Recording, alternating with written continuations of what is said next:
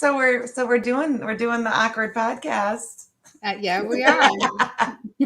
We are. So I want to start off and just thanks everybody for being here tonight. Scott, as always, you're always showing up. And 2A Mama, how are you? We got Cowboys up in here. We got Kathy. We got Victoria. We got Purple Princess. Goodness, we got a bunch of you up in here tonight. So we are actually going to start off by things I never thought I'd say on the podcast for 500, please, Alex. Listening to Paris Hilton for just a second. All right, here we go. At CEDU, I was not allowed to speak to or look at my peers. The staff verbally abused me, calling me vulgar names that should never be said to a child. CEDU forced us to participate in attack therapy designed to humiliate and degrade you. I did not comply with the program, so I was brought to Ascent in Idaho. At Ascent, I was forced to do physical labor while malnourished and sleep deprived. I couldn't speak to my parents because the staff said I didn't deserve to. One day, a staff member strangled me and slapped me across the face in front of the other kids. She did this to instill fear in everyone. Despite hypothermia and physical beatings from staff, there was no medical care.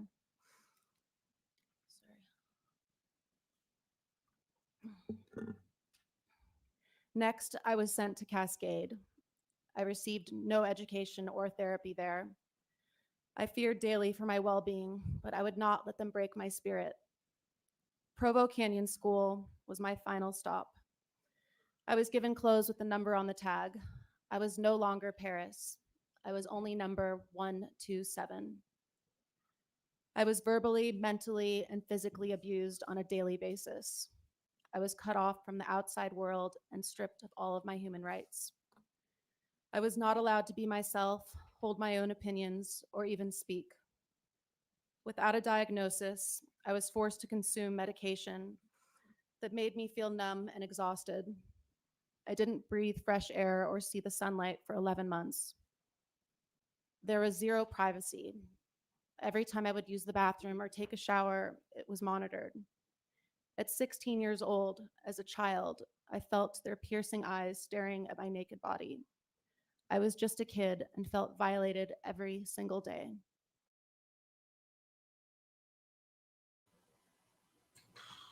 All right. So we'll starting it off already. So we actually discovered this out of nowhere that we both had this in common. Because I had made a video when the documentary came out. And I had learned, so me and you, we have very similar stories, but we went to very different programs. So the program that I was in was more behavioral modification, and it was a school, and it was presented to be for mental health care. If your teen is troubled and they need mental health care, they can come to this facility. They can be with us. There's a program designed specifically that I want to really stress that while myself, and I'm sure as well as Ames, have very unresolved feelings towards our parents with this, that I definitely want to say that, like, in no way, shape, or form are either one of us trying to shame our parents in this podcast at all. While we may not understand where their heads are at, this is not intended to belittle them or make them feel bad if they should ever see this.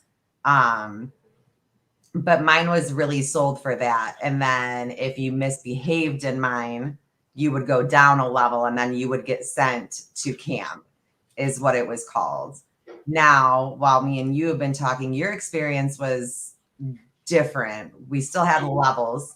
I don't know how to start this podcast, so I'm just trying to find like a talking point and start a conversation because it's so uncomfortable.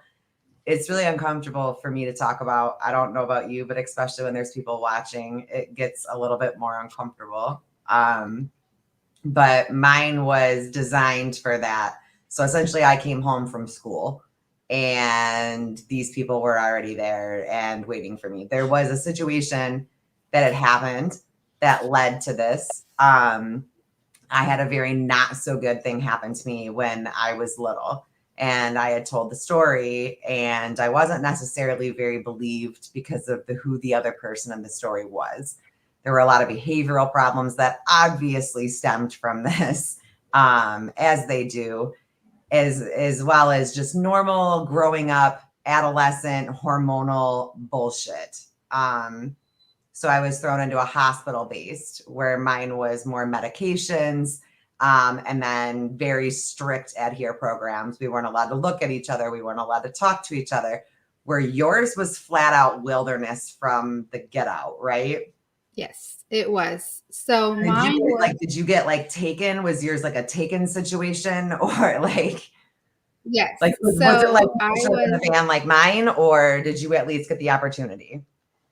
so no. So I it was about 3 o'clock in the morning, 2 or 3 o'clock in the morning, and I mean I was a teenager going through a lot of stuff. I went through a lot of stuff in 3 years. My dad died. I went through a lot, and I snuck my boyfriend in and out of my bedroom, as you know. I mean, just teenage It things, and happens. I remember I was sneaking him in, and I went to walk out to the living room to see if my mom was going to be awoken by the alarm or whatever. And as I was walking out, it was about 3 o'clock in the morning. And these two people in black came in the room. It was all dark, and came in the living room. I saw them, and I didn't know who they were. I didn't know if they were intruders. I didn't know. I mean, I was scared at that point. They had handcuffs, and immediately I was restrained and handcuffed because, of course, I was fighting. I didn't know who these people were. Right. And then I saw my mom, and I was like, "What are you doing? Like, what's going on?" Where nothing was said to me, and I was taken to their vehicle to where it was all black, all tinted. I had no idea where I was going, and I can't remember if I was given any medication at the time, because sometimes they do give you medication to calm you down. But I was taken to the airport. So I did And find I had out no what idea. kind of medication was commonly used today when they would come and get us, and it was Halidol. Oh, isn't Yeah. that what they give like a lot of Yeah, like when Yeah. you're having full-blown psychosis to knock you like all the way down. Yes. Yeah. So I was taken to the airport, and I was told that if I tried to run, that they had the authority to do whatever they needed to do. So of course, in my head, I'm thinking, okay, I go to the bathroom, I could disguise myself this way, or I could do this way, or I could tell somebody I need help. Like, these people are kidnapping me. Like, I thought of so many different scenarios. I thought about jumping out of the car, but I couldn't because it was like a cop car. You couldn't get out from the back. Yeah, the vans that we had were like that. You couldn't get out. Like, I got told this is where you're going, because mine was in Ohio, technically, like borderline of Michigan and Ohio. Okay. And then the wilderness aspect, the camp aspect was in Michigan, but technically like the main one, and then the day program was in Michigan too, but everything sits right on borders. But Yeah. you couldn't get out of the back. I at least got told like you're going, but I wasn't told for how long. I thought it was going to be like a little bit until I got there and they showed the rules and the breakdowns of the levels, and then I was like, what the fuck? See, I was told nothing. I had no, I wasn't told anything. Even on the plane, I wasn't told. I didn't know where I was going. I didn't know what state I was going to. Jeez. They picked me up in Texas, and then I was transported to Utah, Hurricane, Utah, which is about, I think, 5 or 6 hours south of Salt Lake City. So, and it was out in the middle of nowhere. There was nothing around, which is usually where they design this. So if you do run, you have nowhere to run to. Right. You would not survive. They would not be able to find you. Or they would be able to find you. You wouldn't be able to hide anywhere. Right. So that's how they, and like, I think the closest place, like civilization, was, I think, about 10 miles away from where this place was at. Yeah. So once I was dropped off there, that's like literally when the worst possible trauma started for me. I was told I couldn't talk. I was strip searched by a male. I was strip searched by the son of the owner. There was no women around. No. I was given a pap smear by a You 70. know what? I meant to ask you earlier today if that happened to you, and then I didn't know your comfortability level on the show tonight because that happened to me too. And I kept telling them like, I don't need one of these. Like, why is this even a thing? I never understood why that was a part of it. I didn't either. And not only like at my point, like for me at least, being kidnapped, literally kidnapped in the middle of the night. You not knowing were where just you're because going. your parents paid someone to do it doesn't mean that's not what was done. Which makes it worse, Yeah. right? Which makes it way worse. Yeah. And so then to be strip searched, right, by a male and not a woman, because it does make a difference. And then to have a pap smear, no women in the room, none whatsoever, just a 60-year-old man. And I had a girl in the room. I was allowed to have a girl in the room. Big mean lady though. Big mean lady Janet. I remember her. She was the meanest to us. Like it wasn't comforting at all. Like we went into a room and then it was take off all your clothes and you couldn't ask questions. And I'm like, I don't understand why. I've never been strip searched. I'm 15 years old. Like when the shit, 14 to 15, like, how am I supposed to do this? And you just had to do it. And then I don't know about yours, but ours took pictures, but we were like in our sports bra and our underwear. And it was to monitor us for any kind of eating disorder abuse. And I said, I've never had an eating disorder. Because there was an eating disorder part of this program too on a different floor where they had like more eating disorder girls. But we all had to do the exact same thing. And then it was our pictures taken like that. And then the guy is the one that did the strip search right when we first came in. The only girl that I ever saw in the beginning intake was Janet, and she was horribly mean. She told me that like she'd just yell at you to stop crying. And you gotta remember like what had happened to me when I was a kid that caused the behavior. You know what I mean? Like that was like sexual abuse trauma going in.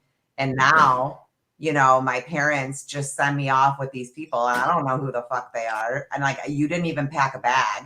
My bag was nothing. And then it was, you have to earn your clothes back because we didn't get our regular clothes until we were like able to go out and do community service. And so I think it was like level like 4.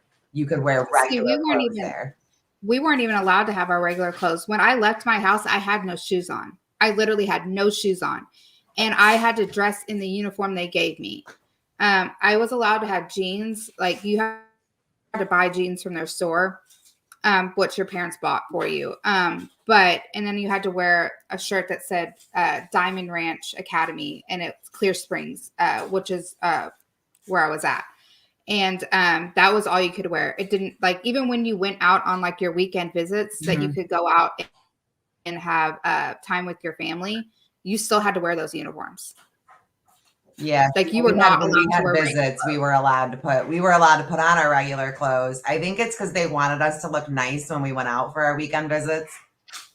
You know, like we had to be little walking poster children for them because like I know that like when our parents came, there was rules around it. Like you had to go and like make sure that your hair was nice and neat, make sure that your clothes were nice and neat. You were in your cleanest clothes when people came to visit you, which didn't happen that often. So you didn't really find it weird. You were just excited that someone was coming to visit you or you got to go out on a weekend. And like Megan said, I can't imagine parents knew exactly what happened. And no, they really didn't. Like, I feel as a parent, I feel like there were a lot of red flags that were definitely missed. But it was definitely done. Our parents were going to different therapy than us. In different like groups and different phone calls. And they were being told that like we would, you know, your kids are going to use manipulation tactics against you to leave. They're going to tell you that this is going on. These are things that we've had happen in the past. We're just letting you know that these things don't go on. All these kids try the same old tricks. You know how kids are. They can be manipulative. So like if you were caught on the phone for too long telling your parents that you wanted to come home, or in your letters and you were telling them what was going on there, you would get punished for it. You would get your phone taken away, phone rates taken away, weekend visits taken away. I'd get bumped down levels. I'm sure Ames's punishments were way worse because you were at Wilderness. I didn't even get the So there was no option to send letters or to say something Right. wrong. Because as soon as you were on phone with your therapist, as soon as you tried to tell them, oh, why am I here? As soon as I click, they hang up the phone. They That cut wasn't off the allowed. And call. then you could talk to, they caught it off. They read all of your letters before they were sent Mhm. to make sure you said nothing wrong. And the letters that came in, they made sure that nothing was in there as well. Like, and they Right. decipher the code words, because you could say, oh, I have this. Like, I would try to write letters where like it would be like PLE, Yeah. down the thing Something. to try to do that, but they decipher it all. Like they Yeah. literally go in and it's like they study it. Well, they have other And- kids. I don't know if they did at yours, but they had other kids reading them at mine, because once you got to level 5, you started being in charge of other kids. So like I read letters to and from family, and if I saw anything, but then the thing is like, even if you wanted to be cool, right, and you didn't want to be mean to the levels below you, there's going to be someone double checking that letter right behind you. And if you let it miss through you, you're getting punished. So really, like you don't have like an option other than to tell on these kids. Or sometimes when a kid's being restrained and you're told that you have to do it, then you have to do it. And I think that they avoided a lot of lawsuits by doing that. The age range for the facility that I was in was anywhere from like, we had like 9-10-year-olds, like really little kids, and then they maxed out at 18. So I mean, you could be there forever. Yeah, that's actually the one that Ames was at Diamond. Wasn't that at yours? Someone had passed away at yours, didn't they? There's been 3 kids that are 3 that they just got shut down last year because they failed to have medical attention sent to one of these girls. And how long do you suppose they'll stay shut down for before they're open underneath a different name, underneath a different sister company? They have already undergone 3 different names since I was there in 2005. They were Diamond Ranch, where I was at, has gone through 6 different names. It's still the same building. They'll call it St. Vincent's Home for Children. It was Rivendell. It was Star, which was more of a WASP program, and then they started subcontracting out, and then it was Genesis Legacy. They just changed the name of it, and they're always really inspirational names. Like they're like these beautiful names, and like you can even go on the website, just go onto Google and literally Google troubled teen programs near me. And I would say that like probably 75% of them have red flags where you should not be sending your children there. If you're not allowed to have open communication with your children, that's a red flag. To me, that's a red flag too. And for you not to like, and so like we would have it to where you could visit with your parents for 8 hours for a weekend. If you were at a certain level, they would come. A lot of parents didn't come. I'm going to be real honest with you. Like, yeah, I was in there with Lisa Marie Osmond. I was in there with her daughter, and she never came to see her daughter ever. There were people in there that never came to see them. My mother did come see me, but if you got in trouble, even the day that they flew out there and you were ready to go, if you got in trouble, you couldn't see them for the whole weekend. And then so they would do a whole weekend of like parent seminars where they would just basically feed into your parents' head how horrible of a child that you were for 3 days straight. So if you missed your visit, like you were fucked on levels that you never even knew that you were fucked. Yeah. You go down levels, and then like whenever we went down levels, we would have more chores and more things that we would have to be entitled for. And like I was on kitchen for a long time, and the guy who oversaw kitchen was doing stuff to like all the girls on kitchen, and he only picked girls to be on kitchen. And these girls reported it. I reported it. We got punished, and letters went home to our parents that we were making up allegations against another staff member. So then we all were forced to say that we made it up, even though we didn't make it up, in order to keep our level and in order to have any hope in going home. Because if you didn't graduate these programs, you were maxed out. You were there until you were 18, whether you liked it or not. Yeah. So And your yours parents signed paperwork that said that literally, like when your parents signed you into these things, and still to this day, the way that they're written up, your parents are relinquishing custody to these establishments temporarily. Mhm. Yeah. And temporarily can be 6 weeks, it can be 6 months, it can be, 6 years. There was a girl that was in there with me, and she had been in there for 3 years. It took me to like two and a half to complete it beginning to end, like all the way beginning to end. Yeah, I think the quickest girl that I seen do it, and she did it, I mean, perfect, like start to finish 8 months. I mean, perfect. She was perfect, which I didn't ever understand why she was ever in. I remember her very, very vividly, but um, it took me 16 to 18 months to finish mine. I was very, very resistant at 1st. Mhm. So when I first got there and I went through all of the check-in process, there was called the first stage was the homeless stage. And you literally were homeless from 5 a.m. in the morning till 10 p.m. You were outside and there's this cart and it has a bar on it. And I think Talking, I'm not dodging out on you. What I'm doing is I'm going to pull up the stuff that you sent Okay. me while you're talking. I just didn't want you to think So something is wrong. I had to take this cart, and there was however many girls were there. 2 people had to hold the handlebars, and you had to walk with your arms behind you like this. And there were other people walking on the side and then in the back. And all of the stuff in the cart was your food, your water, the tools that you would need because you would be digging weeds out of the ground. You were building like irrigation systems, gardening. I mean, a lot of stuff. There was no fun time. So that's what you did. And in the morning time, what you would eat would be oatmeal with peanut butter bread. So you would get a dollop of peanut butter in your bread. Now, I followed a lot of the other girls and I took my peanut butter and put it into my oatmeal. And I still do that to this day, which is really odd, but I still do it to this day because it was good. But you had to finish all of your food. You couldn't leave any food out or you would get deducted by points. So mine was a point system. You couldn't talk to anybody. You would have to raise your hand. And if you were called upon, you could talk, but you could only say certain words. If you started to say more words, you would get cut off and you would get points deducted from you. You had to have 14 successful days to get out of that homeless stage.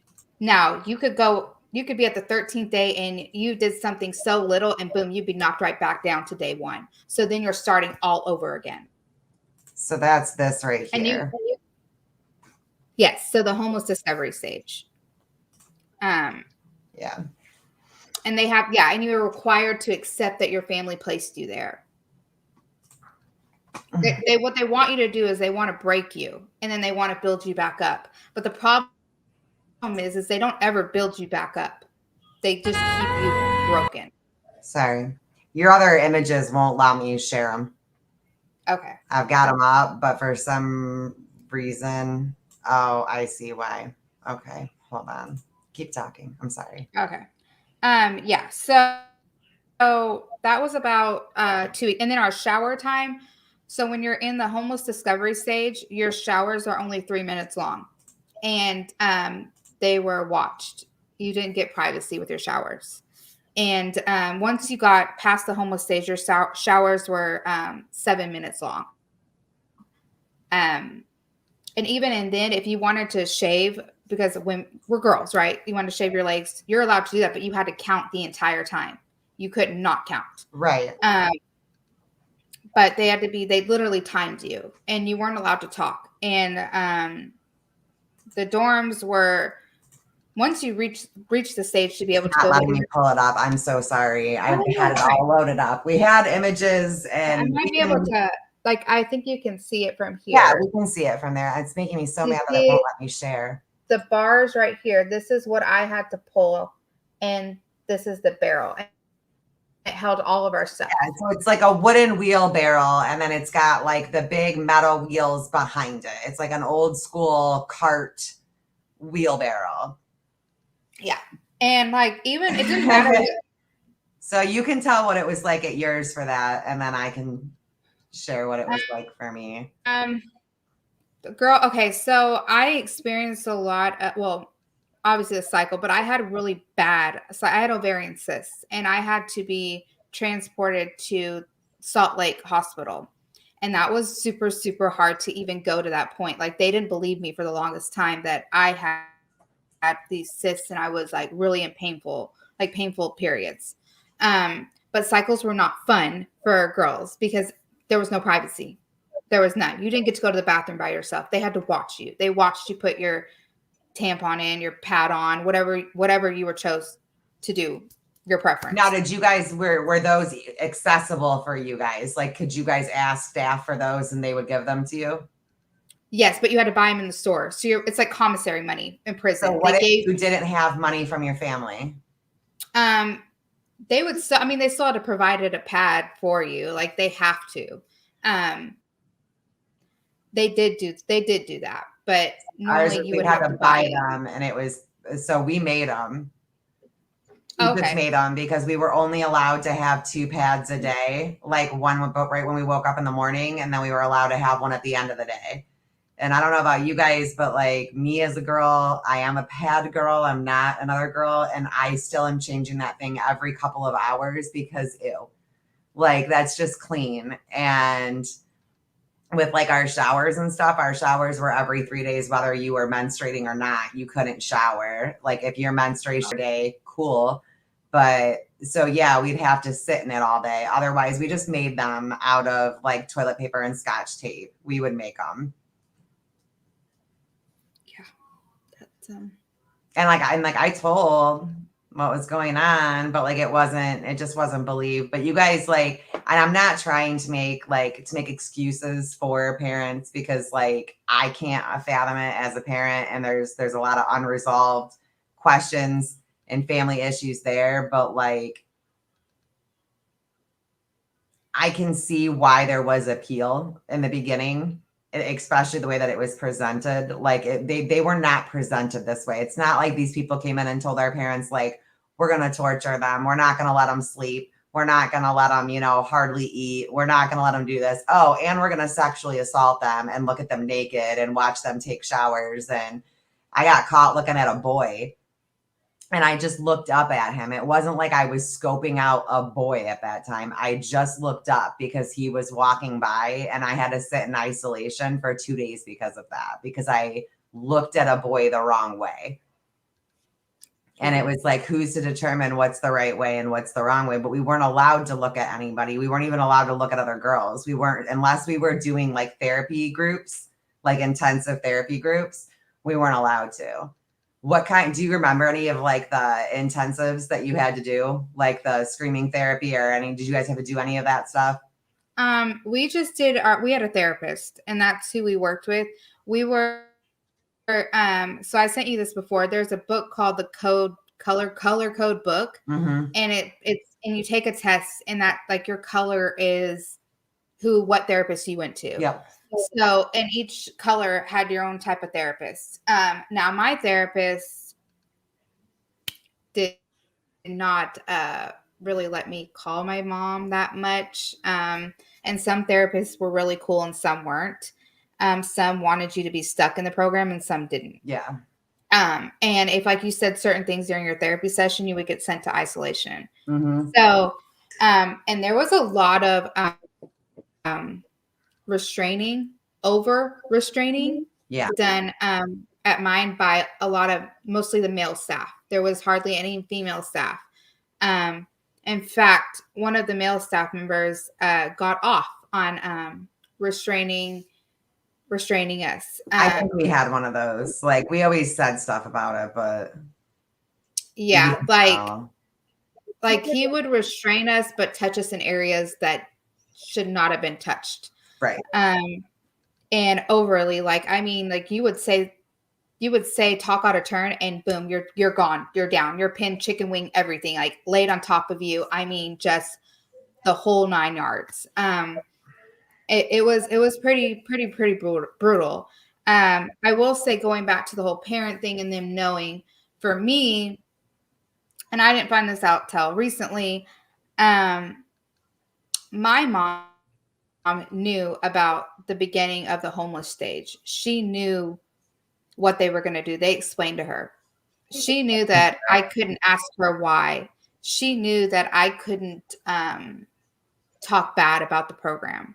And to me, in my head, I'm like, is that not a red flag for you? Because Yeah. that totally would have been a red flag for me. Like, what makes you think that that's okay? Well, military camps do it, is what I was told. Or the favorite thing is And I did the best. military camps do, but why were children being sent to adult style military school as children? Because they think that they can fix their teenagers. They think that that they'll magically fix them, that they break them and they'll build them back up. But you never get built back up. They will break you, but they will never build you back up. I don't They remember won't any building up. I remember zero building up. I remember a lot of Yeah. tearing down. Remember we had this one therapy where we had to look in the mirror and like say all the bad things about ourselves, even if they weren't true. I was sent here because like I don't respect, even though like these things weren't true, like something really bad was done to me and I wasn't protected the way that I was supposed to be protected as a child. And then I wasn't nurtured afterwards the way that I was supposed to be nurtured. Instead, it was, I'm unruly. I'm a basket case. Of course I was. There was something that was done to me that should never be done to a child, and that breaks a child.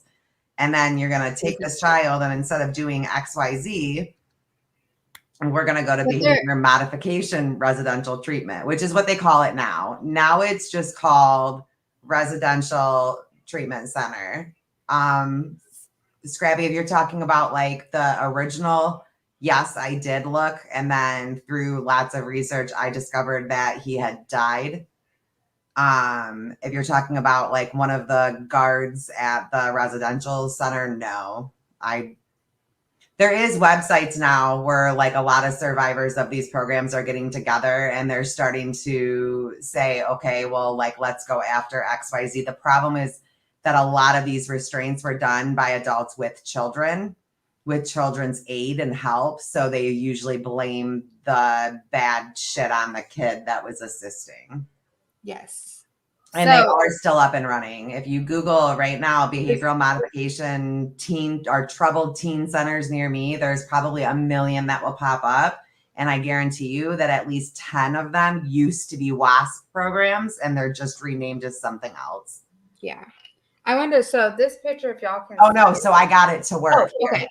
I did. I was going to show the overview. So I have this one, and that was like the shirt that was like the clothes that you guys had to wear. I just put it on a slideshow while you were talking. Okay. And that's like the entrance to where we went to. Like that was the building that had everything in it. It's crazy that you have any pictures of this. And then there's that wheelbarrow for those of you guys that couldn't see it. Yeah. And then, so these are our dorms. Each one of them is where we had, like we each had a dorm. There was, I think, 1, 2, 3, 4, 5, 6, 7, 8 bunks. And in the middle was a bathroom. Mm-hmm. Saturdays were cleaning days. We all had to clean. We couldn't talk. We just had to clean. We would have the front dorm and then the back dorm. And it had to be cleaned for, I think we had to clean like 4 or 5 hours. And then if we go, okay. So this one right here, when I got here, the basketball court was already there. But if you notice, like all the green stuff and all the red, all of that, all of the landscaping was done by us. That's the type of work we had to do. What they do is they essentially get these kids to come in and they build these places, because the first group that probably went in before Ames, they probably had even less than this. They probably put in the basketball courts. Yes, they did. They did beforehand. And we built like the irrigation systems, like the way back in the back. That's where we picked our weeds. Like I always tell people, if you've ever seen like the movie Holes or read the book Holes, literally that's exactly what we did. That's what we did. In the heat, rains, it didn't matter. And we got maybe a minimal of like 2, maybe a maximum of like 3 water breaks per the day. And this is an overview of the place I was at. And that lake right there was told to be the fun day of where you got to go swimming and fishing and all the things. But we never saw it. We never did. Yeah. They're all of the nice things like on site, right? Like the one that we got sent to for wilderness is still up and going, and it's in Brighton now. But now it's like some extreme sports thing for camping. Like people willingly do like the ropes courses and all the things, but like ours was not run to be fun. Ours was you were out on those rope courses at 3:00 in the morning, 4:00 in the morning after they kept you up all night. They'd crank the heat in the room and we'd have to write these essays. We'd have to watch these long ass movies and it was so warm. And if you fell asleep, your whole unit had to go outside in the freezing cold again and go do all your PT and then go back in the building. And these are children. These are not men that are signing up for war. These are kids that probably screwed up, like got caught drinking alcohol or got caught screwing around with one of their boyfriends or normal things that every teen does is typically what was done here. But then they would treat you like you did all the most horrible things. And then they'd make up horrible things that you were doing.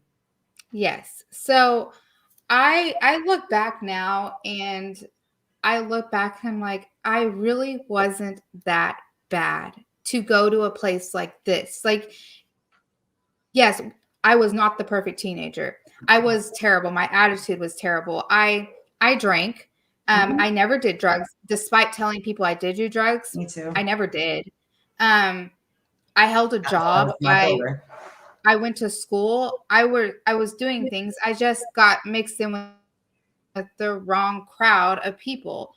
And I had a boyfriend I snuck in and out. I had things like that. But I look back and I'm like, damn, if my kids did that, there's no way I would send them away. There's just no way. Like, kids are supposed to act out. They're supposed to rebel. Like, that's how they learn.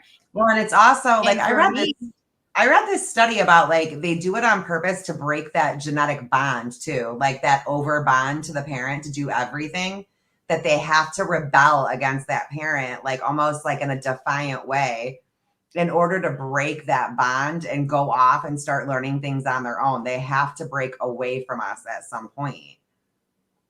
Yeah. Yep. Yeah. And I don't know about you, but I have so much resentment. Yeah.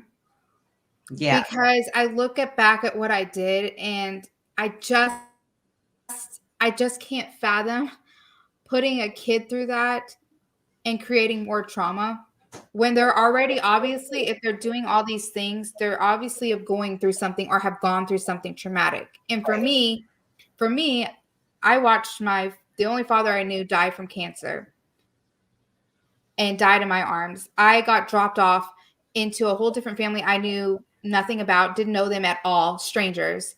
I mean, if I really look back at my childhood from the age of 14 and up, my mom was non-existent. I mean, I was dropped off at the drop of a hat. Psych wards, this place. I mean, people I didn't know. Well, see, and I didn't know if you were okay with talking about that either, because both of us got dropped off at like a plethora of psych wards before our parents chose these programs as well. And a lot of psychiatric units back then would recommend these programs for the unruly ones that they couldn't, zap back into the way they wanted them to be. And the only thing I get told is I did the best I could with what I knew. And I'm sitting here like, really? That was the best you could do?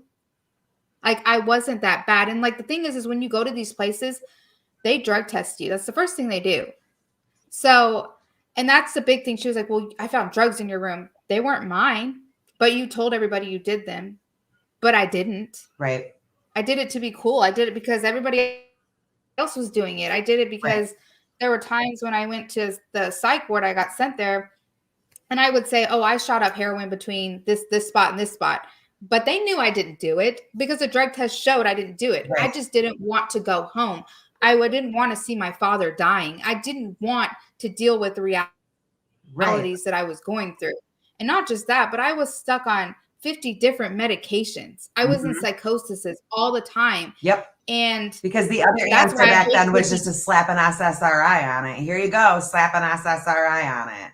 And that's the number one reason why I hate trying new medications. Me too. I hate it because of what it did to me. It traumatized me Mm-hmm. to the point where I was scared to even take a Tylenol. Mm-hmm. Scared. And we talked about this too, that like it's such a crazy coincidence that we both have Ehlers-Danlos syndrome too, and we both went through all of this.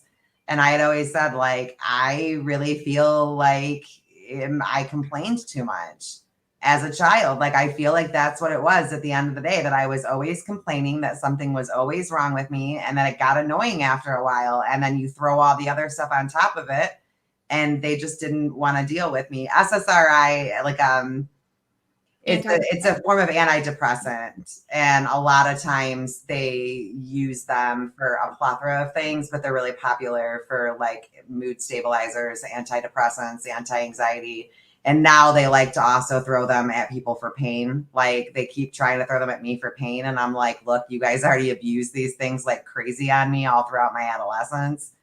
But Because what they don't shit understand, to sleep at mine. Like we had to take pills when we went to bed. We had to take pills when we woke up. yes, And I didn't have a diagnosis.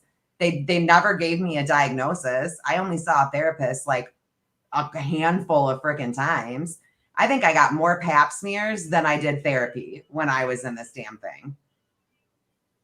Because I got three while I was there, and there's no explanation for that. Like there's no explanation for any child needing 3 in a year at all whatsoever.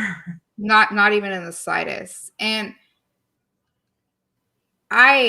honestly, like knowing that we have Ehlers-Danlos and like the fact that we react to drugs differently than people, like I'm just sitting here like it's like, damn, SSRIs we don't react to, and y'all were putting us on this. I mean, granted, they didn't know we had this Right. when we were younger, but then looking back, it's like no wonder we went into a psychosis. No wonder it affected us the way that it did.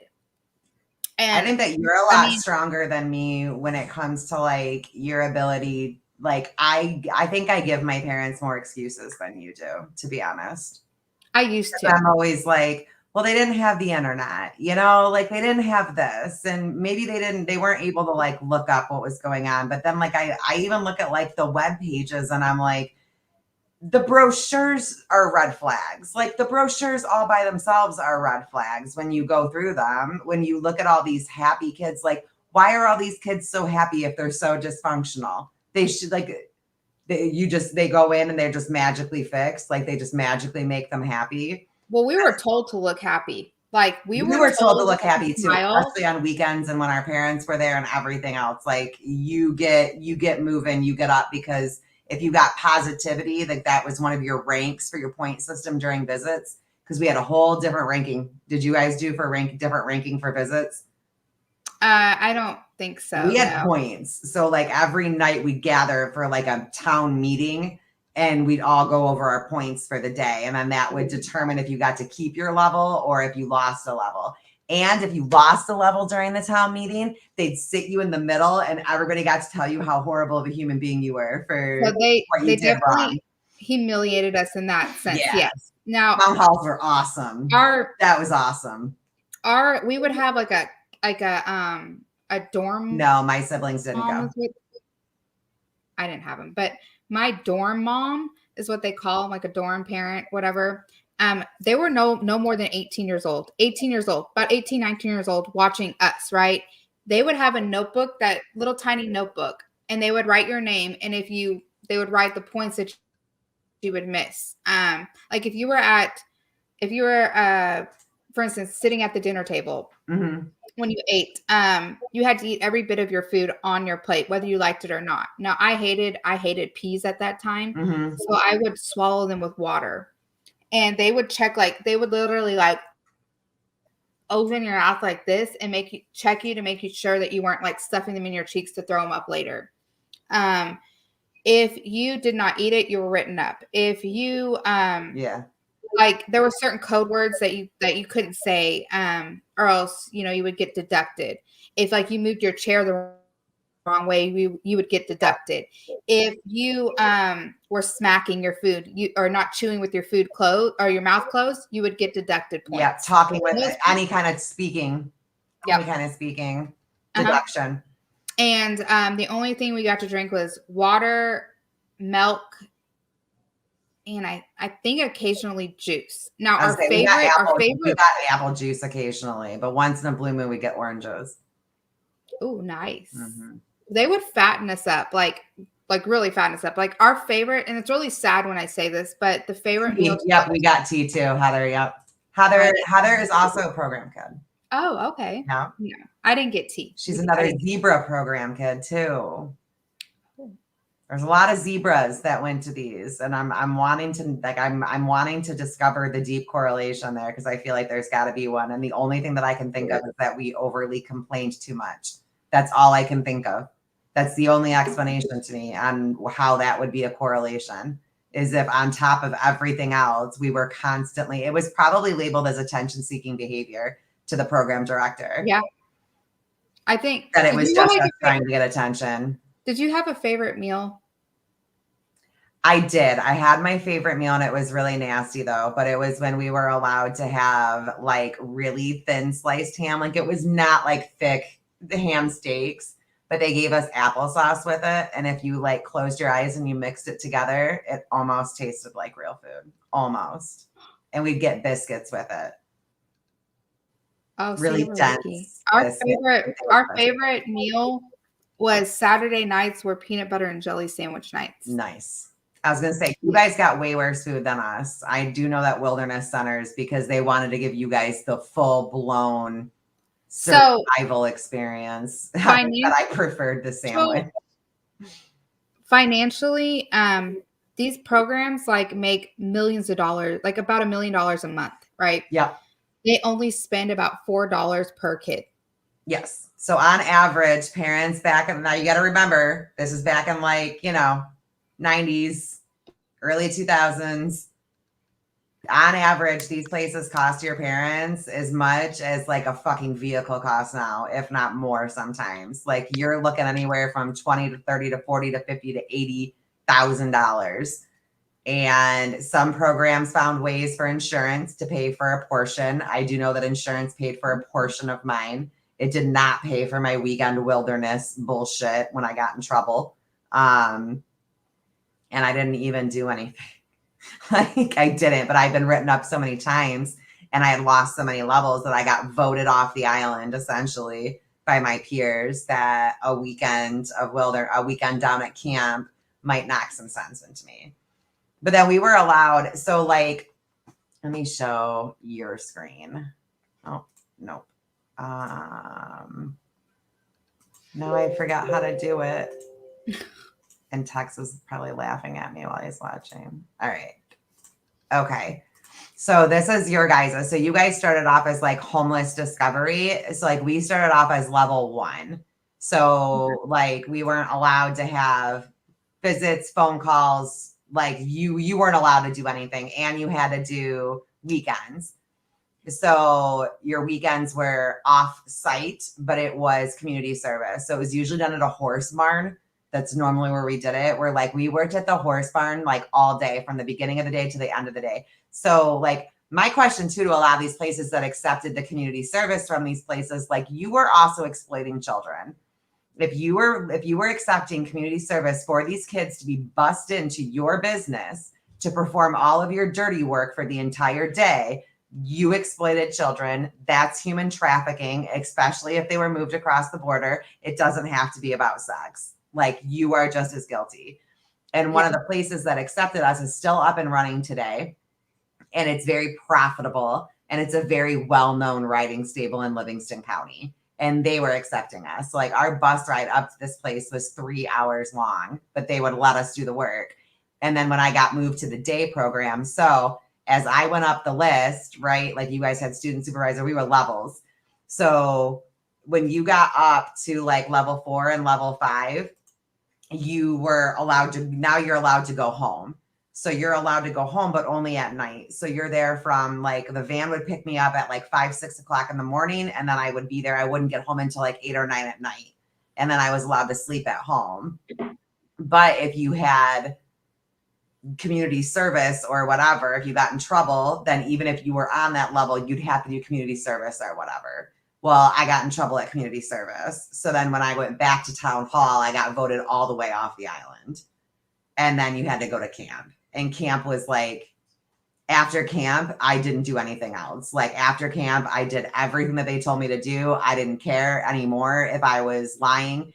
I just said whatever they wanted me to say. I smiled. I did all the packets exactly the way that they wanted me to write them. I told on every kid I could tell on. I helped with I did everything because I had to get the hell out of there because I could never go to long-term camp. Yes. And like, it breaks my heart that you were in long-term camp. Yeah, it was not a fun time. I have found that I have a lot of triggers that I didn't know about. Yeah, like so let's talk a little bit more about like what is it like now as an adult? Because we wanted to talk about that and we're almost at the hour. Like what are some things that you struggle with now as an adult that you think are directly program related? Sleeping. I'm scared to go to sleep. Even if I go to sleep, I'll wake up in the middle of the night and I'll tell my husband, or I'll just sit straight up and be like, I can't breathe. Something's wrong. And then I'll end up falling right back asleep. But sometimes I'll do that and I don't remember doing it. And that's happened a lot here lately. I am on medication to help me sleep, but sometimes that doesn't even help. My anxiety, watching all the documentaries and talking about it as much as what we have been isn't helping too, though. Maybe with that. I mean, I have other stuff going on in my life too right now, but for me, it helps in a way because I now know that I'm believed. Because I would tell my therapist, this is the thing that bothers me is I told my mom what was going on with me. I told her what happened to me. And she would tell me that possibly couldn't happen in a place like that. Like they would be shut down by now. They wouldn't allow things like that to happen. I told therapists wouldn't believe me. And now I'm sitting here like, damn, now do you believe me? Now am I heard? Mm-hmm. Now do you see what was done to me? And even to this day, they won't watch the program. They won't watch anything like it because they don't want to acknowledge it. Mm-hmm. But I have really bad anxiety, and there's sometimes I don't even know what the triggers are. It's little as, it's anything really. And it could be, the more I dig into therapy, it could be super related to maybe the things that I see. Like, I don't know. I don't like to be alone. I hate separation. Separation drives me absolutely. Yeah, I can't be alone. Insane. My husband leaves for a little bit. I'm calling him. Where are you at? How long are you going to be? I need you home now. Like there's been several times at work where I've had to call him and tell him to come up to my job just so that he can hug me and I can go back to work because it has gotten to the point where I can't work a full day. It's just so much anxiety. I have so much hurt, for me, at least, because my birth mom didn't raise me. I have abandonment issues with that. Then to have somebody that decided to take me and then just abandon me, over and over again, I struggle. I struggle with separation. I am like, it's the worst feeling in the world to not want to be alone or can't be alone. And constantly feeling like you're doing something wrong. Like I've told you, like we've talked about this, I can't even discipline my kids. No, me neither. Because I'm scared that they'll kill themselves because that's what I wanted to do. Yep. And so my husband has to do it because I'm scared, even though I know that they're strong enough to handle it logically, emotionally, I can't do it. I can't be the one that ruins them. I can't be the one that does that to them. Yeah. Um, You need to be the magic. You need to be what little you needed to them always.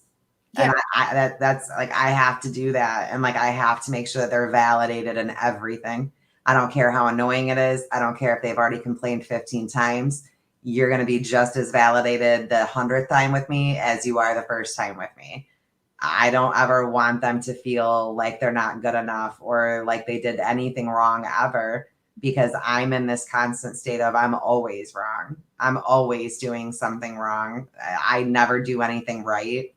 And like with criticism now, like criticism is very hard for me to take like normally, because I read too much into it now. And I think a lot of it goes to like those town halls. Like somebody had asked in the comments, is anything about TikTok like ever triggered you? And I didn't think it had. And then Ames was talking, and then I kind of kept thinking about that comment. And now the more that I think about it, like, yeah, actually, and it's actually where I can do better too, I guess. Like it is a lot of like the town halls shit, like always really messed with me the hardest when I had to hear it from my peers. And when I moved into the day program where I got to go home at night, the crazy thing is that I was in there with one of my really good friends from my hometown. I was like, oh my God, this is going to be awesome. No, because you guys can't be nice to each other in there. And like, we were really good friends outside the program, and we still are today. Like we didn't let it affect us, even though like, I know that there's still some like things that I hold against him a little bit. Like I don't want to, but I do, because they were so hurtful at the time. You know what I mean? Like imagine being like that young and like going through everything that you're already going through and all the insecurities that you already have. And then you're sitting in a room of your peers. And then if your points are low, then they get to go around and they get to give you constructive criticism on how to be better. Except for that, like it always started with like, see, this is why your parents struggle loving you. This is why you're very difficult to love. And that's how it would always start off. Like the reason that you're so difficult to be around is because you're too much. Like I had to wear a name tag that said too much for the first month that I was there, because it was like, you talk too much, you talk too loud, you're too much personality, too much everything. You're just too much. So like whenever like town halls kind of started coming around, that was always used, was like, you know, this is why your parents, you know, have difficulty loving you. So they would do it in a way to where like you weren't ever being built up. You were still being torn down. And even when you leveled up and you completed a program, like a step, it was still, you always ended it with town hall. It was always ended with criticism and like why you're not good enough. And I always am overanalyzing everything that I do. Are you sure that's okay? Did I do this okay? Mm-hmm.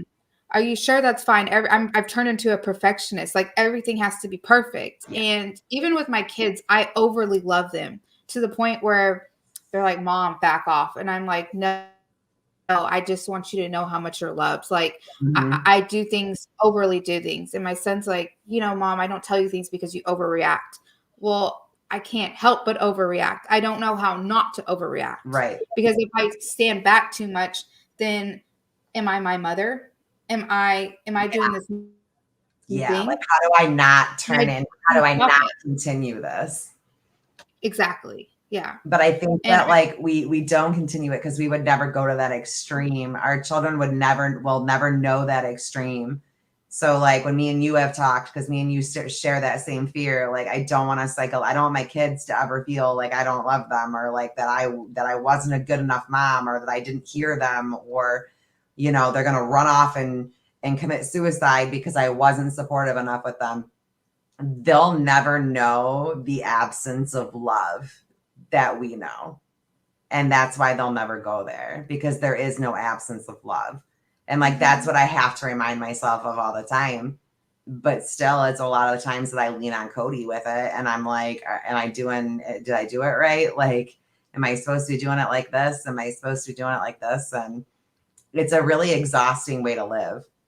It's It's very, exhausting. very exhausting. And then you become a people pleaser because you're supposed to do XYZ. So you're like, okay, I got to do it this way. I got to do it this way. And if I don't do it this way, then everybody's going to, you know, hate me. And then no one's going to, I'm unlovable again. Yeah. Yeah. And I do have to say, and I've told you this, our husbands were made for us. We Like can't literally, Saints.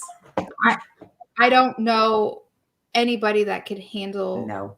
me the way that my husband does. Yeah. And to be able to put up with that and to be able to just love me. Mm-hmm. It's so hard. And I feel like they were sent to heal us in a way, to know that it's okay to be broken. It's okay to break, even though you don't feel like you can break. Right. Um, And that but there are people out there who will love you no matter what. That does exist, and you can fully trust. I don't know if I'm capable of that full, deep jump in without a net trust for anything anymore. I've tried to fix that, and I don't know if it's fixable, but I'm at least attempting to jump again. You know what I mean? Like, I'm at the ledge. I want to be able to jump again. I want to be a person that's able to jump into something with full trust again. But when your entire illusion of safety as a child is ripped out from underneath you at such a young age, like, how do you find that stability again? And how do you find that trust again? and it was such a crucial right. And it was such a crucial age. Like when you're at 14, 15, 16, those are your years where, like, first off, we were sent to these places when our hormones were out of whack because we had just started our period. Yep. And we didn't know how to regulate it. I mean, my daughter's 12 and just started hers. Like, I can't imagine sending her on a roller coaster. That's normal. But then to be told it's wrong, it's like, anything you ever do, it's wrong. It's wrong. Mm-hmm. It's wrong. Like you cry, it's wrong. You're happy, it's wrong. If you're overly loving, it's wrong. So they break you at such a young, pivotal age, and that's the ages you're supposed to build your kids up so that they can become great people in society. And luckily, you and I both have become great despite our circumstances.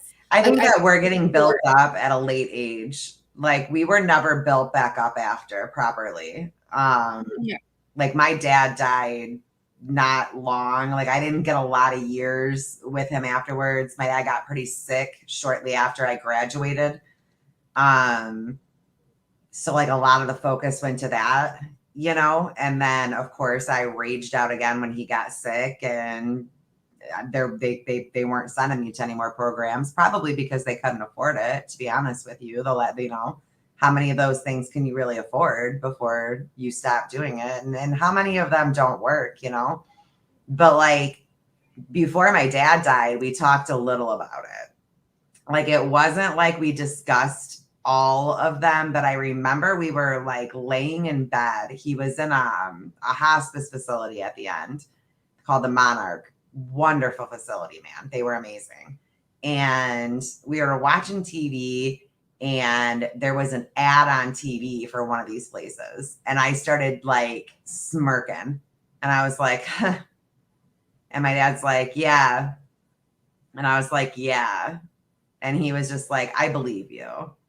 You know, I always believed you, right? And I was like, yeah. And like, so there was like a brief moment where like I at least knew that, like, because my biggest thing was that like the pivotal thing that happened to me that got me sent here, it's like I wasn't believed about that. You know what I mean? And like, how could, especially with the circumstances around, like, you know more about it than most, but like that isn't made up.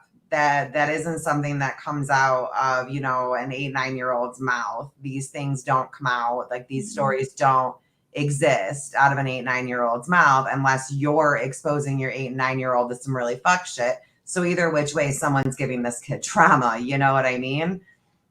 But instead of it being looked into, it was one facility after the next facility after the next facility. So it was, at the end of the day, I think that they just wanted me to say that it wasn't true, so that they didn't feel like they failed. Well, that and And back in that time, you didn't it talk was about stuff true. like that.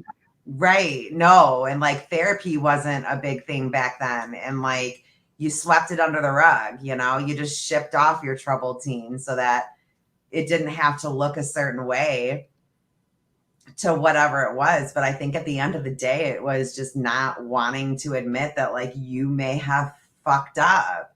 And like every parent is going to fuck up. We're not going to do it all the right way.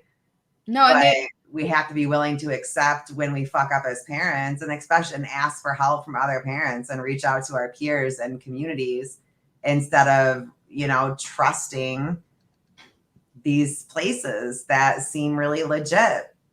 and I just like I can't fathom having a stranger discipline my kid like that. Like, it's No. just it's like when I think about it, I'm just like, how did you think that that was the best decision you could have ever made? Because But you see, then I go back to being like, I'm sorry that I was that bad that you felt like that. Like that's where my brain still to this day goes. Is see, like, I I'm don't sorry that I made you feel like you had to put me in one of those.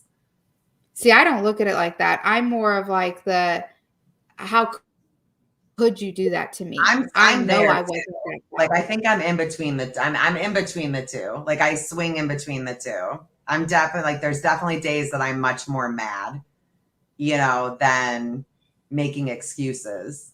Yeah, But I mm, I think just because like I know a lot more and like having kids and just like talking to other people because I know that Scott asked if we were in any survivor groups. I am actually in a mhm, it's called I survived Diamond Ranch Academy, and I'm able to keep touch with a lot of the girls that I was with because I mean obviously not the guys because it was separate dorm, like we weren't even allowed right. to even look their way. The only time we were ever allowed to see them is if you went to, because it's Utah, so it's Mormon based churches. If you were Yeah. LDS, I think it's called, or Yeah. something like that, LDN or something like that. If you went to that church on Sundays, you were allowed to mingle with the guys. Right. And so I went because, hey, I want to see the guys. I get to see the Or, guy. You get to leave. yes. And if you, Anything that you could sign up for, I signed up for. well, Like we had to stay on the campus, we had to stay on the facility. no, we did Um, too, but we got to do other classes. Like yes. I did basket weaving just so that I could get the fuck out of shit for a I, little bit. girl, And you got I good went points to for it. NA. I I went went to to NA NA and too. I said I did every drug in the book Yep. that you could think of, and I would listen to other people's stories, and I would say, "Oh yeah, I did it this way and that Yep. way," just to mingle with the guys. And the crazy thing is that they had all of us make up stories like that so that our parents felt better about putting us in those places. Like that was a typical thing. Like if you go on these websites and in these survivors groups and the rest of it, that is the most common thing. They're all run the same way, whether it's levels, they're just called different things. It's the same basics. You're there for up to a year. It usually takes about a year to run the program. You start up at the bottom of the barrel, and the way they explain it is that they'll build you back up, but they don't. They build you down. They just build you down as far as they can so that when they send you home, they send home an empty vessel that you can just make whatever you want. They're medicated. They're told to say whatever you want them to say, like it's reprogramming. And that's what's called behavior modification therapy. And essentially, it's just reprogramming your child. And these things are still around. They're funded by the government. They're very popular still to this day. Dr. Phil made them hugely popular, hugely, when he was sending everybody to Turnabout Ranch. And yeah. Yeah, he sent a lot of like the kids that would go there to these places. And you can't tell me, like, to me, it's like you can't tell me they didn't know what was going on. No, like, he absolutely knew what was going on. I don't care. He's a grown adult that visited these facilities. He backed these facilities. He was in them. He knew what was happening. Oh, absolutely, 100%. And even if he ignored the first allegation, the second allegation, and was like, oh, okay, you know, these kids are manipulating. How many do you really ignore before you pay attention? Because there were hundreds and thousands of complaints about these places. Now, I know the place that I was at, like I said, it was shut down last year because there was medical neglect, and this girl like said her stomach hurt. They didn't believe her. She ended up getting sepsis in her abdomen, and she ended up dying at the hospital. So they shut them down. Well, now they're trying to reopen under I think it's called RFA under a different name, used as a different address, because the way like the pathways go in, there's different streets to go into, so they can use those different street names to go into these places Right. to make a different address. Yep. To be able to sign to get their name back up there, and owned by the same people, just to get a license. Yeah. So that's how they keep reopening. They reopen under different names. They get like the no liability, and then they have like the sister companies. Like, I am not educated on that. The documentary, the program, that one goes into a lot better explanation of how they hide the money and how they're able to just keep reopening and keep reopening. But essentially, it's like it falls on these like underemployees. So like the main guy that runs all of these, that funds all of them, that's making all the money off of them, he's never really liable. Like, it's like here up are never really liable. So from here up, they're able to just continue on moving. And then this part takes the blame, or they just reopen it underneath a new name and nobody takes the blame. Exactly. I saw somebody ask how we were when we got home. So the names of the documentaries, they're both on Netflix. One of them is called The Program Escaping Cult Cons and something. And then the other, and that one is more like the one that I was in. And then the one that's more like the one that Ames was in, that documentary is called Camp Hell. Yeah. So I want to say how I was, because I think Megan asked how we were when we came home. For me, I 100% was worse than I went in. 110,000%, because I had the knowledge of what drugs were. I had the knowledge of how to do bad things. I had the knowledge of, I don't give a shit. What's the worst you can do to me? You've already done the worst you could do to me. You've already done it. It's already happened to me. So, I mean, I ended up being in a crowd where I was in an abusive relationship. I ended up being on drugs. I ended up, I mean, just doing all the bad things. So, and a lot of people that they wanted me to have been when I was in the program, everything that they accused us of being in the program, that's what I wound up being as an adult. Yeah. Because before, like, I had tried weed. I had tried weed once before I went into the program, but I had to admit to like stealing pills. And like, I didn't do that, but I had to admit to it. I had to admit to stealing my sister's medication from when she got her teeth pulled in the 5th grade. In the 5th grade. Why on earth would I take medication in the 5th grade? But I said that I did, because that was part of my points to get out, because apparently that was a question in my household. So any wild thoughts that my parents may have had about me doing it, and they wrote down all the craziest questions that they could do, I had to basically admit to doing all of it.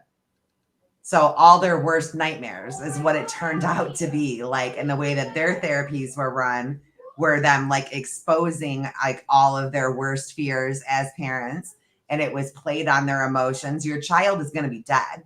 If your child keeps living this way, they're going to end up either dead or incarcerated. That's what they would tell our parents. Like, yep, I've seen some kids, this kid's got it the worst. You were always the worst kid that they had seen too. Oh, yeah. Selling a program. These programs were really, I mean, it was like up to $80,000 a kid, you guys. Like, these were making tons of money and are still making tons of money. I was told, and I'm still told to this day, if I wouldn't have put you in this place, you would have been dead or in prison. Yep. For doing what? For doing what? For doing what? Right. What was I doing? What the hell was I doing before then? Now when I got out, of course, yeah, you could say that. You could say I would have done this. I would have gone to jail, or I would have been dead. Of course, yes. But before, no. And even to this day, they like my mom won't. When I tell her that I was worse than when I went in, she was like, "Well, I did the best I could. That's the best I could do. I did the best I could." And I'm just sitting here like, you spent over $50,000 to fuck me up more. To have that's what kidnapped. You paid someone to kidnap me. To kidnap me and take me from everybody, to sexually assault me, to tell me that I was nothing, to belittle me daily, to make me work physical manual labor for other people. You sold me into child slavery for 2 years. Like, if that's not human trafficking, I don't know what is. And some of these places were even taking these kids to like the Bahamas, like the wilderness camps. Some of them got so bad and so desperate for the money towards the end that he was taking these kids into like foreign countries and just setting up camp wherever they were and then making them live off the land illegally. By the way, he had no permission to do this from where he was. And then they would get caught and they would move to the next like tropical location. What's so like, God, I'm so glad. Like, imagine, I'm so glad that like, what if you would have been in one of those ones that they got so scared they started shipping these kids to different countries, Ames? Oh, I don't even know. I'll tell you, like, put this into perspective. And it's on the were issued as like boating programs where they were on a boat for the whole time. Yeah, I've seen that. I've seen that. Yeah, that's really, really messed up.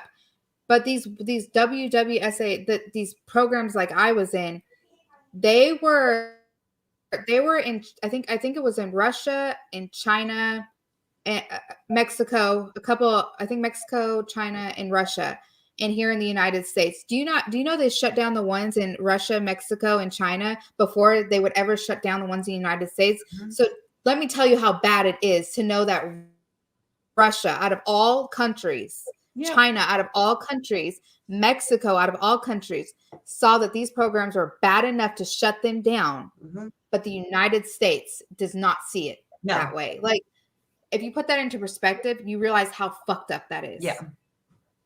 And just how much money is going through these places is mind-blowing. But look, can I play devil's advocate? Yeah. Can I see the appeal? Yeah. Yeah.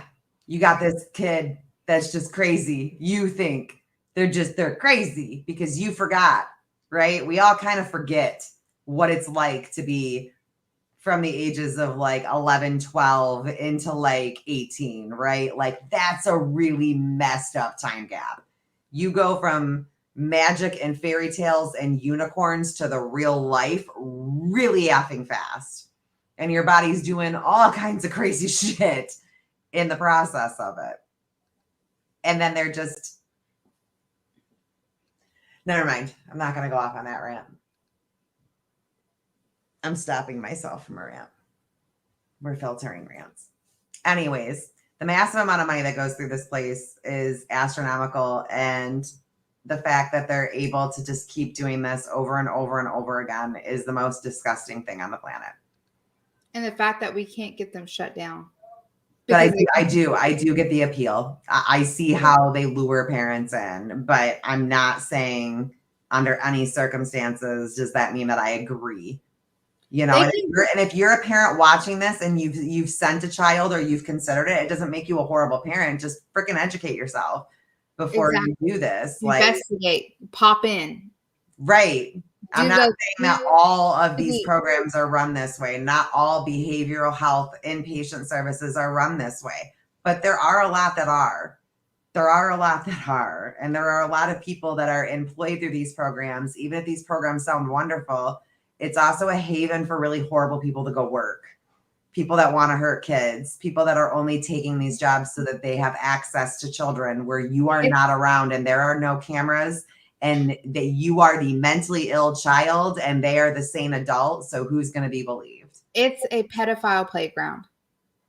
It's a pedophile 100%. Playground. 100%. And I do hope that the release of the documentaries and Paris Hilton and all the rest of them being so loud is going to get more shut down. A lot have been shut down and hopefully it continues. But okay, so Doug, that is the camp that I was in for the 3 days, for when I got in trouble. So this is a camp. It's in Brighton. It's a really popular one. They do end up doing court ordered. And that's the one that they sent me to for getting into too much trouble in the day one. That's the one that like they kept you up all night and then made you do PT at like 2, 3, 4 o'clock in the freaking morning. Like you never knew what time, you weren't allowed to know what time it was. Like it was horrible. And then especially when they're court ordered, right? Because then you run into this problem of when you start letting the state get involved. it with your teen, and to be very careful on when that happens. Like, schools will try to make you do it a lot earlier. That's what happened in my case. I was acting out really bad in school. It started there because of what had happened to me. And then the school got overly involved, and then mental health services got overly involved. And then it was a whirlwind and a downfall of me being lost in the system for entirely too long. But a lot of those places, when they're court ordered, they make a lot of money off of it. A lot. I've heard really good stories about the court orderedness through Camp Brighton. I've heard really bad stories too. So I don't know how her experience was there. My experience at Camp Brighton was really bad, though. We had to do PT, and there was one counselor or whatever guy, and he made all the girls get up one night and do PT in mud puddles. And then I think it was to like get rid of the evidence that he did this to us. He made us all go in the showers afterwards together and like sprayed us down like we were livestock. It was pretty bad. That place was bad. But then I've heard of other kids going and it just being like your traditional, like they get X amount of sleep, but it's just really hard, like boot camp training, and nothing else happens there. I've also heard that. So I think it depends on the time frame and who was running it at the time. Like I said, the idea of these programs is great. So I'm not saying that some of these don't work and that some of these programs and some of these facilities don't work. It's just, yeah, see, her experience was exhausting, but it wasn't overly traumatic, more so like boot camp. I did wonder if maybe they treated the program kids differently because they knew that those kids weren't going home. You know what I'm saying? Like they weren't going home to mom and dad. They were going back into the program van. There are kids out there. Yeah, I would have preferred the hospital phase over camp. I saw kids that really did need programs like this, not ones to this extent, but did need like rehabilitation, but not to the abuse stage. No. Like, I don't understand what goes through their heads to think it's okay to just do whatever they want to these kids. Yeah. And think that they're good people and think that they're okay, because they're not, because they fucked up mentally my part of my childhood. I don't have a childhood that I can get back. No. I don't have it. And so I'm stuck in a stage of my life that I missed out on. And I feel like I'm stuck and I can't move forward. And I'm trying. The wheels are turning and they're turning and they're turning, but that's all they're doing. Mm-hmm. I can't go forward because my mom does not want to deal and acknowledge what happened. Mm-hmm. And so it's fucked me up in the head really bad. And a lot of people will tell me you're very resilient. You're such a resilient person. But what they don't know is behind closed doors, I have so many thoughts in my head. Like, why am I not good enough? And the traumatic fucked up part of me is like, I just want my mom to love me. I just want her to love me. Why doesn't she love me? Why was I not good enough? Yeah. And can I ever be good enough? So it's for me to talk about this and to bring awareness is really important to me. And I really didn't realize how important it was until the program came out.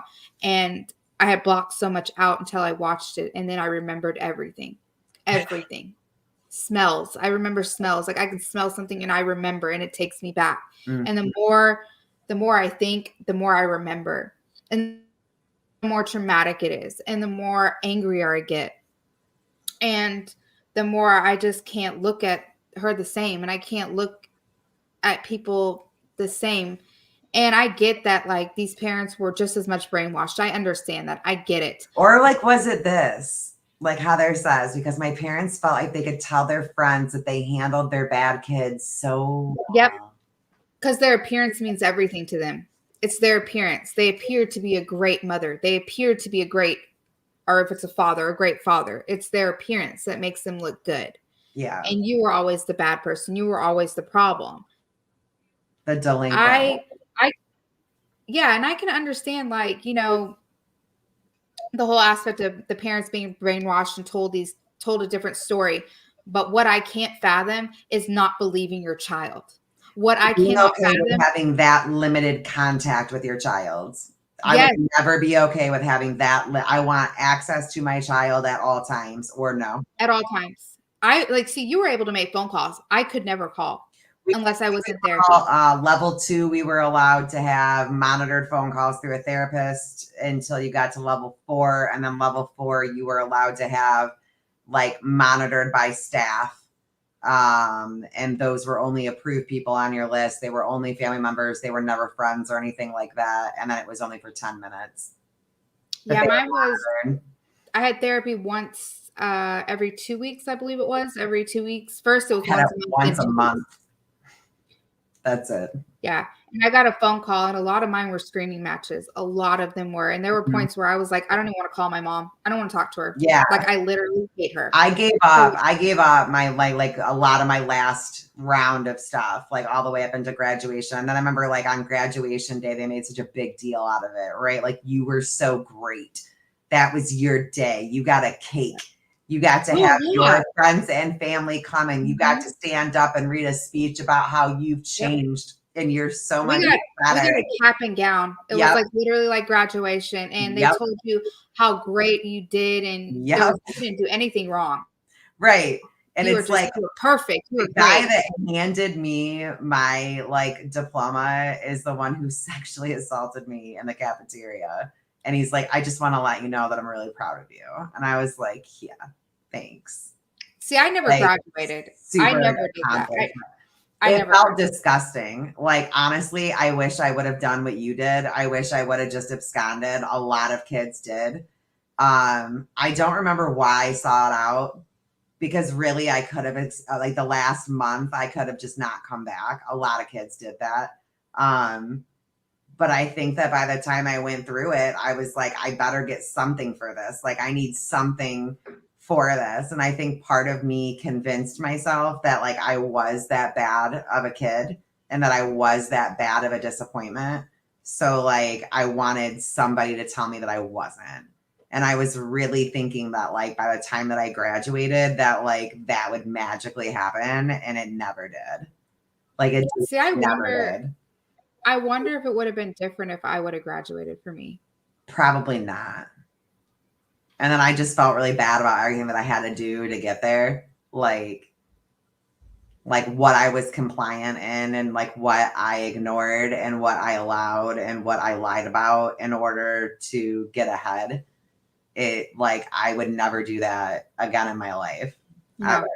They teach you basically to be a bad person to get ahead. To manipulate. Yeah. They teach you to manipulate, lie, cheat. They teach you that they think they're teaching you great things, but they're really teaching you how to be a shitty person. They are.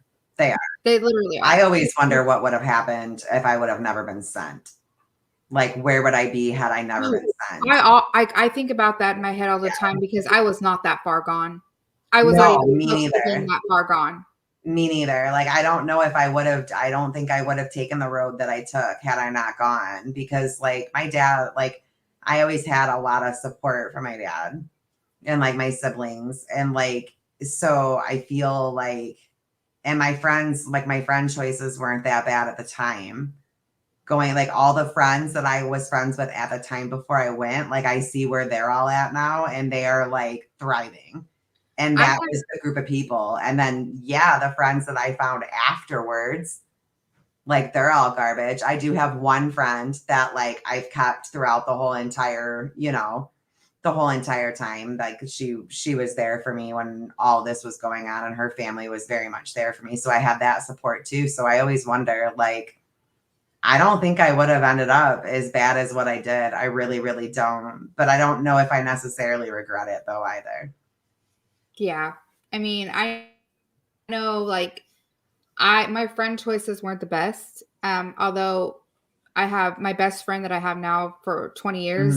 Mm-hmm. If I would have stuck with her through, you know, if I wouldn't have gone and I would have stuck with her, I'd have been okay. I know I would have been okay because she's okay. And she's been a rock in a lot of ways. Mm-hmm. But other friends, no. But if I wouldn't have gone to this program and I wouldn't have came out and I wouldn't have done the things I would have done, I would have never had my son. And that's something that that's something that gave me the strength. It showed me that I could be loved and I had something to Mhm. love. Um, and that's all I've ever really wanted. Yeah, I found Um, like pure love with my kids. yeah, Pure like love. and literal unconditional love. Mhm.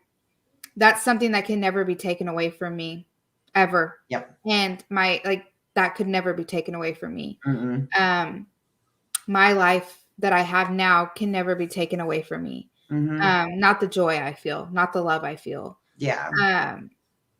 And I mean, I know that you're not there, but for me, I have had to recently sever Mhm. relationships with my mother, both of them, because it has been so toxic, and Yeah. I didn't realize how bad it was until I tried to express after watching the program and trying to just talk about it as an adult, not out of anger, but as Right. like, hey, can you see where I'm coming from? Like, Right. and like, I'm not mad at you. I understand.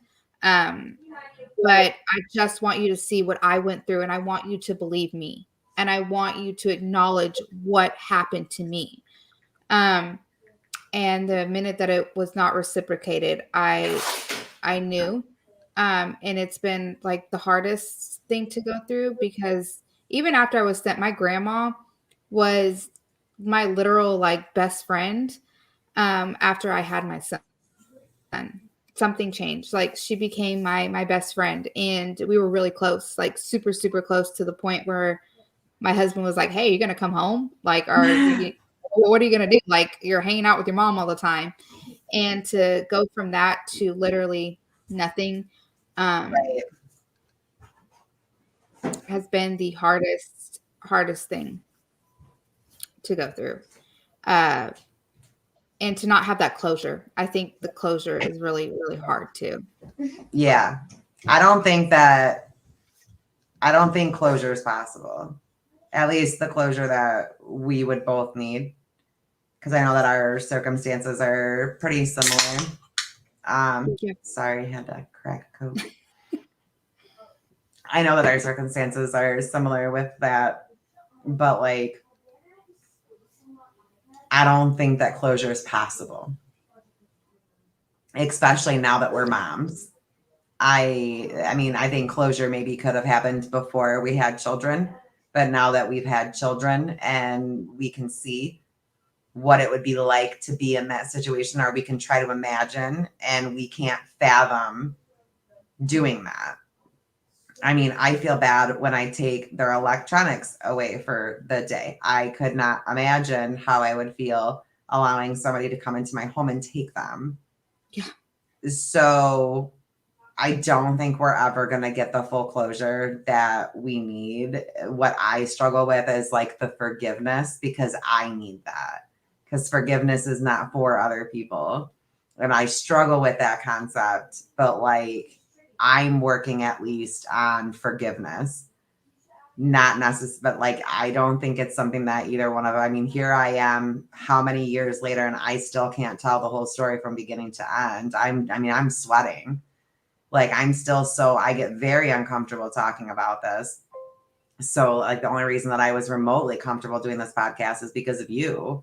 Otherwise, I don't think that I would have ever, like I had almost told this story on Sonia's podcast, and I was going to tell the whole story of what had happened to me that led me in here, and I chickened out and ended up not doing it. But I'm glad that we did. I'm glad that we did. But when it comes to closure, unfortunately, I think the only closure that we're ever going to have is learning how to forgive. Yeah, and that's hard. And I'm the same boat. Like I would have never told this story on a platform Yeah. without you. And it's such a God thing. I Mhm. feel like that we were put in each other's lives because we're so similar in a I lot of know. different ways. And to find out that we would experience the same thing, I now have somebody that understands me, Mhm. that understands what I went through. Um, and what my fucked up thinking might be in some circumstances. And I can say, hey, am I fucked up for thinking this Right. way? Or like, is that justifiable? Or, even finding out how you felt the same way I did as far as disciplining Yes. our children, it clicked in my head and I was like, damn, like It's it because we really, wanted to. We wanted to end our lives the entire time that we were going through that. So, and that was our punishment, right? Like we were sent there because we were being punished for being bad kids. And we wanted to do that to ourselves the whole time. So, of course, in our heads, there would be that connect of punishing your child to making your child want to commit suicide because that's what we felt. and I look at so many other like And people it's that have heartbreaking. It kids. breaks my heart for like little me. Like little me breaks my heart. Like I just Oh, picture my daughter because my daughter is like she's like my mini. Like yeah. she's identical. And I just look at her and I'm like, how even on your worst day, little girl, there's no way I would let somebody take you out of my house. And she's Yeah. getting closer and closer to that age. I look at my stepdaughter and I'm like, nope, can't really imagine a situation that I'd ship you off over. No, because to me, that's giving up as a parent. To me, that's throwing in the towel and saying, it's okay to ask for help. And there are Right. situations where a child will require residential care. There are those extreme circumstances. However, it was very much so overused in our generation. And I'm finding that there were way more people that were in these programs than I ever even knew were in these programs. They were very popular for a very long time. And I look at other teenagers nowadays and even ones that I grew up around that were going through the things that I did and worse than what I did. And Mhm. their parents didn't send them off and they turned out okay. Yep. And we're going to turn out And okay. we are. Everyone's going to turn out okay. And I do want to share this real quick before we leave once again. Okay. This is just a website for it's survivors of WASP programs. There is a lot of information in here, a lot of different facilities that they talk about. There's survivors' testimony. There's legislative policies that are going through, just all kinds of stuff on this website to look through and educate yourself on or whatever. If you literally now just Google WASP program, maybe a year ago, it would have pulled them up for you. Now it's actually pulling up bad things about them right off top. So that's awesome. And yeah, Ames, thanks for doing the thing with me. I appreciate you very much. And Tex, make yourself presentable. Tex, thank you for moderating for us and staying backstage and keeping haters away. And Dana, thank you for your help too. We love you guys. And we love all of you guys for tuning in tonight. And me and Tex will be back Thursday with our regularly programmed shenanigans. Yes. Thank you guys.